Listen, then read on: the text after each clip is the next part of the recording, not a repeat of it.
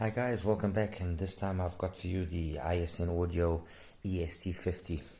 This is, as of this moment, their flagship IEM, and it's a trybrid, 1 DD, 2 BAs, and 2 ESTs. The DD is a silicone diaphragm driver.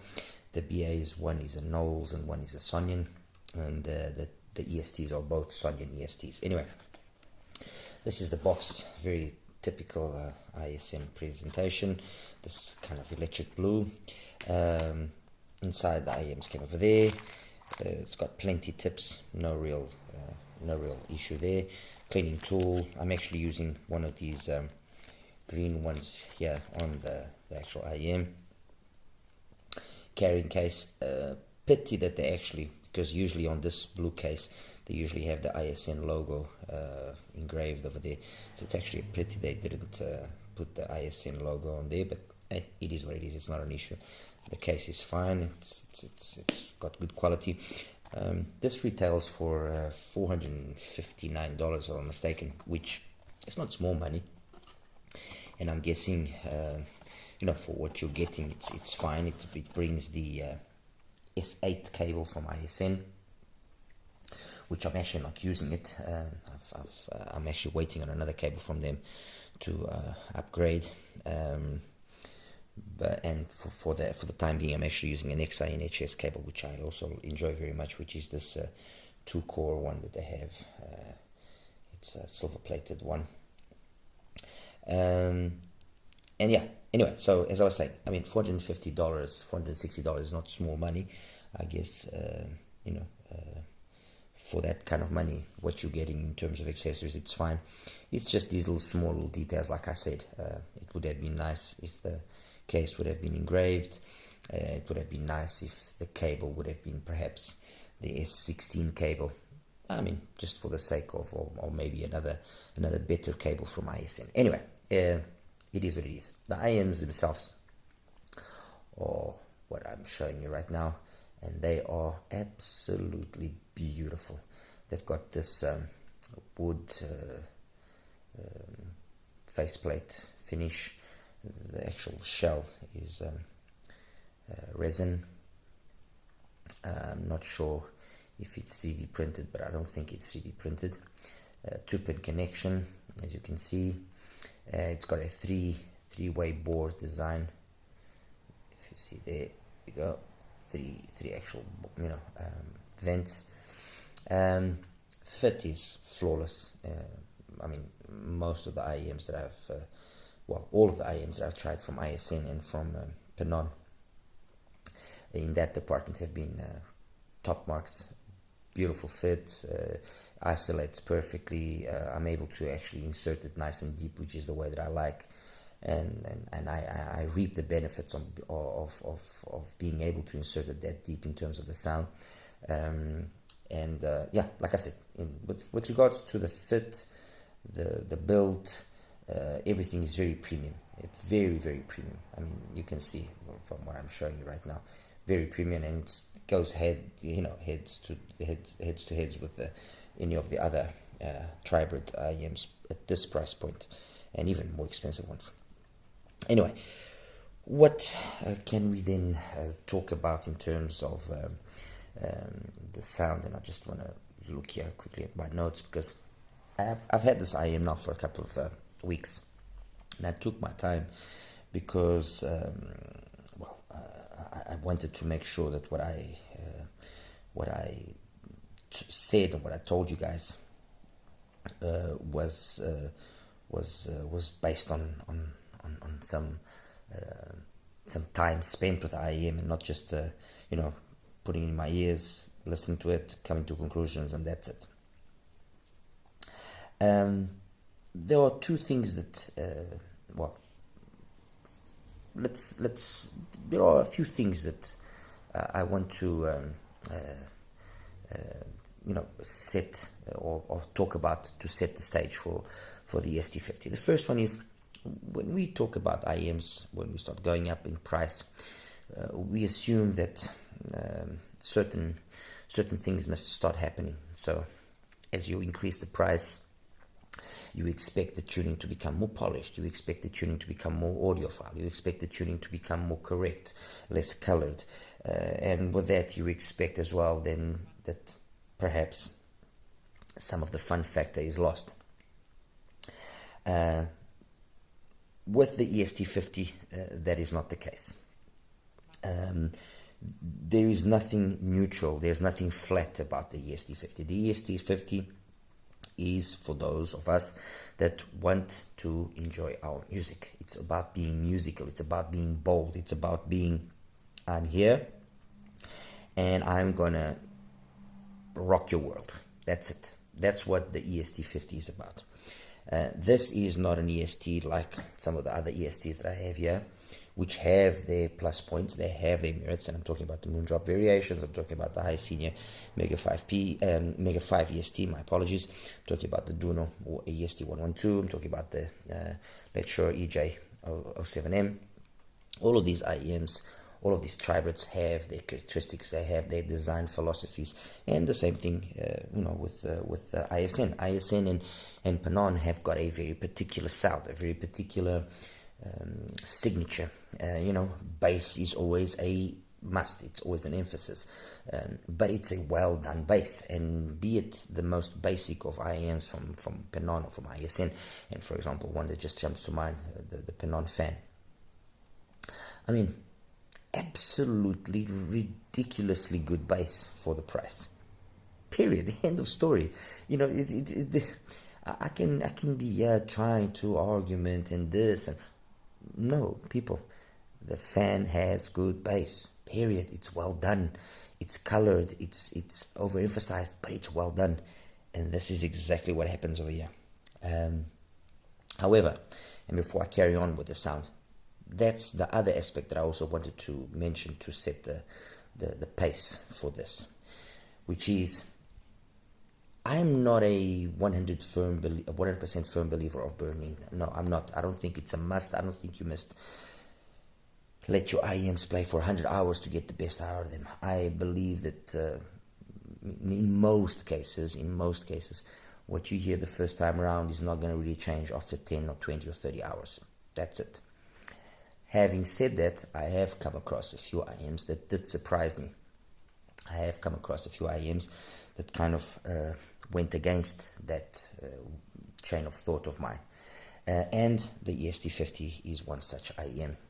I had read from a few people that they mentioned that it needed to be burnt in, it needed to be run in for a little bit. And the truth is, they were right. From the first listen, it was evident that the sound was bold. It was evident that the sound was big. It was dynamic. It was immersive. But as it played, and as I let it play, and as I went back to it, and I listened to other IEMs, and then I went back to it. Every single time I went back to it, I was more impressed. I was more taken by how it had improved, how it had loosened up. The bass went from being big, but perhaps a little bit slow, a little bit muddy is not the best word, but let's take that for now, to being equally as bold and as big, but being resolving, being textured, being capable of now having a quality that initially was not as evident. Okay, equally as well, the ESTs also seemed to gain not only more agility, more quickness, but they also kind of relaxed down, and so that initial almost kind of BA-ish timbre that sometimes is present disappeared. Those two parts, or those two extremes of the spectrum, I can definitely say improved after a good 40 hours of playing the EST50, which is roughly what I let it to play for before I actually started listening to it in more detail. So going now back to the sound in more detail. Bass, it's perfect, honestly. This is about, as I mentioned, it's about being musical. If I have to make a quick analogy with cars, like I like sometimes to do, this is a big old V8, period. But it's a V8 that's got the headers, it's got the lumpy cam, it's got the quad hollies, it's got everything. It's been properly tuned, and you tick it over it, and it just idles with that characteristic lump of a powerful V8. But you blip the throttle, and it gives you all the rumble and all the guts and and it shows what it's made out of. That's what the EST50. This is not an IEM that is concerned with saving the planet. This is not something that is worried about, not spending too much gas. No, this is about you cranking it and just being blown away by how good it sounds. And that's what it is. Yes, it's colored. Yes, it's not flat. Yes, the bass and the highs are perhaps a little bit overemphasized at times, but it's well done, and it's fun, and it's engaging, and you want more of it. It's as simple as that. I mean, as I was saying, the bass is at times intoxicating by how big it is. It's rumble, it's sub bass focus especially.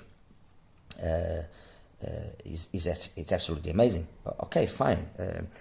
It's not the ultimate perfect bass, in that at times there were songs that I would have liked it to be a little bit less big and just a little bit quicker, to be a little bit more correct. But you know what? It's like I was saying. You want something that wants to save the planet, or you want something that wants to go fast. I want something that goes fast. Period. This is not an IEM that I would say is a jack of all trades. No, it isn't. But it's an IEM to be fun. That's what it is. So a person that owns an EST50 most likely will be able to have or own another IEM that will then give him that more save the planet kind of feeling, relaxed, correct, or monitoring kind of ability to reproduce music. When it comes to the highs, as I just mentioned, they are present, they are there, but yes, they are a little bit overemphasized, but never in a manner which is overwhelming, never in a manner which can become fatiguing. Very much the bass ISN sound signature is present, which is big, bold, warm. It's there. The mid-range is again very much the typical ISN mid-range, and I think the mid-range here is the one that kind of falls behind. And by falling behind, what I'm trying to basically say is because the mid-range, in my opinion, has been done in a way that is very correct. So the mid-range by itself is very much an audiophile kind of mid-range presentation. Okay, it's not a bold mid-range in your face. So it kind of has to work hard to keep up with the bass and the treble that the EST50 is capable of giving us. And this then kind of means that certain aspects of the mid-range will be overemphasized over others.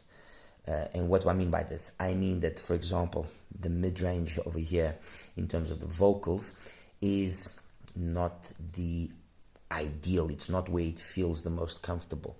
Vocals here are not the best in terms of being what they could be, let's put it that way. But instruments, on the other hand, are benefited. So when you listen to instruments and music which is just purely instrumental, it's perfect. The timbre, the tonality of most instruments, it's very, very satisfying. It's very correct. It's done in a very nice way, super engaging, super. I forget, not forget. I'm trying to find the best word. In a nutshell, vocals are second. They are not the focus. Instruments and the ability to play instruments and convey instruments in a tonally and timbre correct manner are where the EST50 shines. Bass, as I mentioned, is amazing. Highs, again, equally perfect. In terms of its technicalities, what can I say?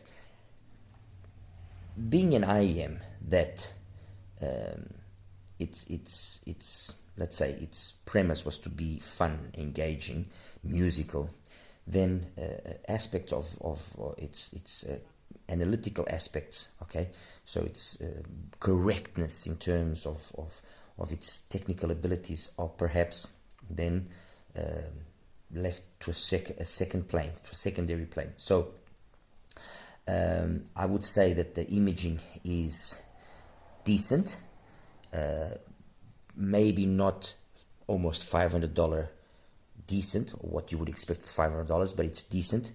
Soundstage, in terms of the width, is fine. Depth and height, not the best, but width is fine. There could be a little bit room for improvement, but then it's like I was saying, then you would take away from the bass. If the bass was just a little bit less, then yes, those two aspects, the imaging and the soundstage, would benefit from it. But again, I repeat, this is supposed to be fun. This is not a Toyota Prius. This is a Plymouth Barracuda. That's it. That's what this is. This is a Plymouth Barracuda. The EST50 is a Plymouth Barracuda, and it's just a hell of a lot of fun. Period. Detailed retrieval, again, not the best, but decent. Funny enough, having said all of this, what I can say is that it is quite satisfyingly capable of giving a good 3D sense. I was not expecting it to be that good, especially when you listen to it and you feel all of this bass and all this energy in the low end.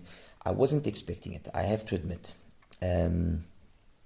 But it surprised me in a very positive manner there. What more can I say? I think that basically says it all. I mean, it's a big, bold IM. It's been tuned, and you can see that those that tuned it at ISN are people that like to listen to their music. They like to listen to their music in a fun manner, and they like their bass and their treble to be accentuated, but to be of quality. By being of quality, it's non-fatiguing, and that's the one thing that I very much enjoyed about the EST50. It's big, it's bold, it's got all this energy, but it's non-fatiguing. You can listen to it for hours, and at least I didn't get bored of it. Okay. In terms of then, like, trying to position it or comparing it with the IEMs that I mentioned earlier, how can I then, position it is not the ideal word that I have, but I guess you'll understand. There are two distinct groups in these four here. There's a group here which is basically the variations and the EJ07M, which you could consider are the more audiophile ones. They have a tuning which is more, let's put it, harmonish to a certain extent, more neutral, okay? the variations has this very significant sub-bass focus with a very quick cutoff, which takes away some of that mid-bass energy, and this does then allow the mids to come across maybe in a little bit thin manner, maybe in a manner which isn't as fun or as engaging as it is on the EST50, but I'm guessing that was the also the idea, and the idea was for it to be more correct, more, or to give a different variation of a correct sounding IEM. Okay, so when I have to compare the two of them, yes, there are times that the variations does things better simply and purely by the fact that it was tuned for that. But overall, if I have to kind of be honest and say which would be the one that I would go and fetch more times, the EST50. I don't want to by any way offend any one of the Moonjob fans or the Moonjob variation fans, but if I have to be honest, I would more times go for the EST50 because of how fun and engaging it is. I'll do the EJ straight away and then those two. The EJ07M is a different story. It's very I think the main characteristic about the EJ is how coherent it sounds. It's very well tuned, and everything just comes across, at least that's how I perceive it, as one.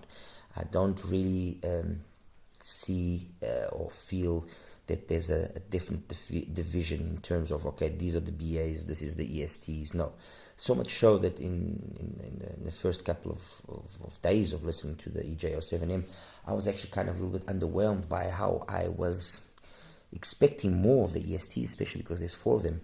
And just the ESTs are very noticeable on the EST50. Over there, they're so relaxed, they are so blended into the tuning that you only after a while and only after you really start comparing various IMs do you start saying, oh, okay, wait, the EJ's got that little extra bit over there. Wow, okay. So if again I have to say, oh, which one do I go for more often? About the same, honestly. I'm a big fan of the EJ07. I am 07M. Sorry, I am a big fan. I really do like it. I really think that it's an IM that matches my personal library very nicely, and I thoroughly enjoyed it. The other two that I have over here is the HISENIOR, the Mega 5 the EST, and the Duno EST 112. Just worth mentioning here, which is that this is 5 driver, that's a 5 driver, that's a 5 driver, that's a 4 driver, and that's a 7 driver. Of these two, the one that perhaps approximates itself more to the EST is the Duno. The Duno has got a lot of that fun factor going for it. But you do notice, although it's got a bigger dynamic driver, that it doesn't have the same amount of bass as the EST50. No, it doesn't. It's way more docile, let's put it that way, and it doesn't have the ultimate polish in the mids and in the upper mids and highs that you get on the EST50. So, if I compare the two of them, which will ultimately be the one that I would prefer, I would probably again have to pen towards the EST50. It just is overall more satisfying, although there's a lot of similarities between the two of them. And then finally the EST, the Mega 5 EST, from HISENIOR, is an IM that when I reviewed it, I said that it reminded me a lot of the EJ07M, and it does. It doesn't have the same bass focus, no, but it's got a lot of similarities to the EJ. And by saying that, I'm basically positioning it in a way very similar to the EJ07M, which is it's very well tuned. Everything comes across very coherently done. You don't really, you notice more the ESTs here than you do over there. Yes, you do. And as compared to the EST50, the HISENIOR hasn't got the same bass. No, it's less bass. But also by having less bass, then the vocals, for example, on here are superior than they are on the EST50. So again, this is not so much me wanting to say this one is better, that one is worse. No, it's trying to, as much as possible, give you guys an idea of how this positions itself. So if you want something which is fun to listen, engaging, it's got great bass, great highs, it's just a hell of a lot of fun to listen to, definitely the EST50 is the one to go for, period. If you want something which is very correct sounding, vocals come across amazingly well, but also has really good bass, EJ07M. If you want something along those lines, but just a little bit less bass, HISENIOR. If you want something which just has that very typical Moondrop signature, which is very correct, but can sometimes be a little bit more sterile, then obviously the variations. And the EST112 kind of is the one that seems like doesn't make sense to be here. No, it does. I just feel that it's an IM that kind of, I don't know, maybe it came too late to the party, maybe it just never got the right attention that it should have gotten. I really don't know what happened here with the Duno, because it is a nice IM. It is truly a nice tribrid. It just when you consider that these two have both got the same price, it's a tough one. Funny enough, the most expensive IM out of all of these ones is actually the HISENIOR. This is around $649. That's about $540. That's $450. That's $460, and that's about $590 if I'm not mistaken. So yeah, in terms of value for money, definitely good value for money. As always, like I say, don't just take my word for it. If you can listen to it, go and listen to it. Make your decision after that. If on the other hand you think that what I've presented to you is sufficient for you to feel confident enough to then make your purchase, then by all means, it's a definite rec from me. I really enjoyed it, and it's another one from ISN and from Penon that has surprised me. I mean, as I've mentioned before, these are two brands that, although they were in my radar and although they caught my attention, for some reason I just never got down to start buying them and start reviewing them. And I don't regret it because I'm doing it now, but I should have done it earlier because they are really very nicely tuned IMs. They well tuned. The price is all good. It's not that they're out of context or anything. And above all, I think that the main characteristic for Penon and for ISN IMs, which has been the one that has captivated me a lot, is that they are very musical. They are always about being musical and about being very correct tonally, and in terms of timbre also very correct. They've got, all of them have got this very old school kind of vibe going for them. They are all, let's put it, good old V8s or good old V6s that are a lot of fun, that sound great, that just, they are not IMs that are supposed to be just very correct and politically safe and this and that. No. Anyway, guys, I'm not going to carry on rambling here. That's my take on the ISN EST50. And yeah, I'll show you the graphs next. And if you have afterwards any questions, please feel free to ask. Take care. Hi guys, and welcome now to the graph section of the ISN EST50. As you can see straight away, this is the graph for the EST50. Everything stays within a window of roughly 10 dBs with like I mentioned earlier, a great focus on the sub bass. It's got a kind of a glide into the mid bass. By 300 hertz, it's basically flat. Then the Penon gain is very relaxed. I mean, it really is very relaxed. Actually, it doesn't really follow the usual or the traditional way of doing a Penon gain. And then this does translate in what I was saying earlier about the vocals. It's got this apparent peak there at 5K, which is not noticeable.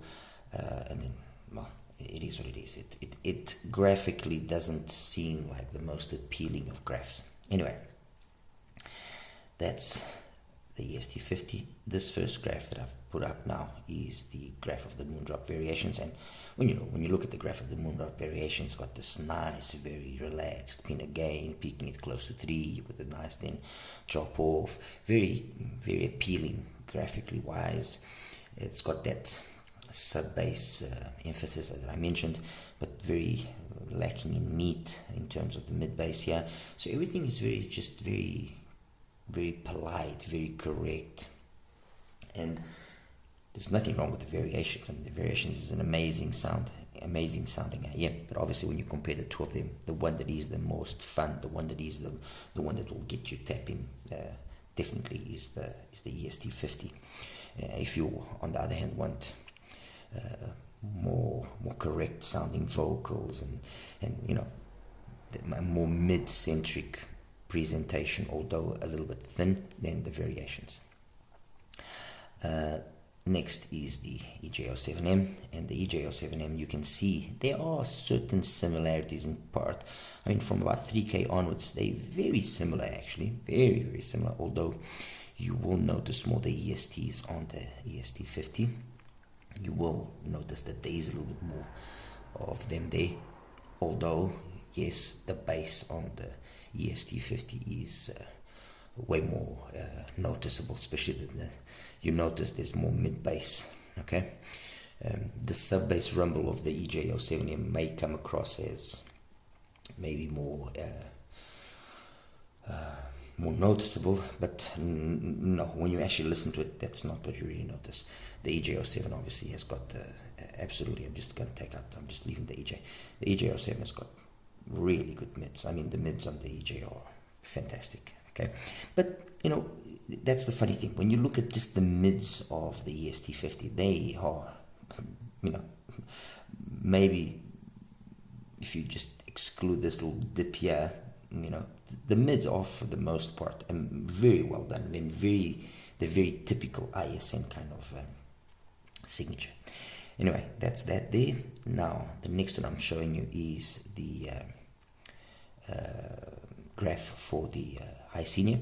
And just a quick comparison here. The graph of the HISENIOR and the graph of the EJ, as you can see, very similar. That's why they sound very similar, although the bass of the EJ does come across as fuller. And yes, you do notice the ESTs on the HISENIOR just a little bit more.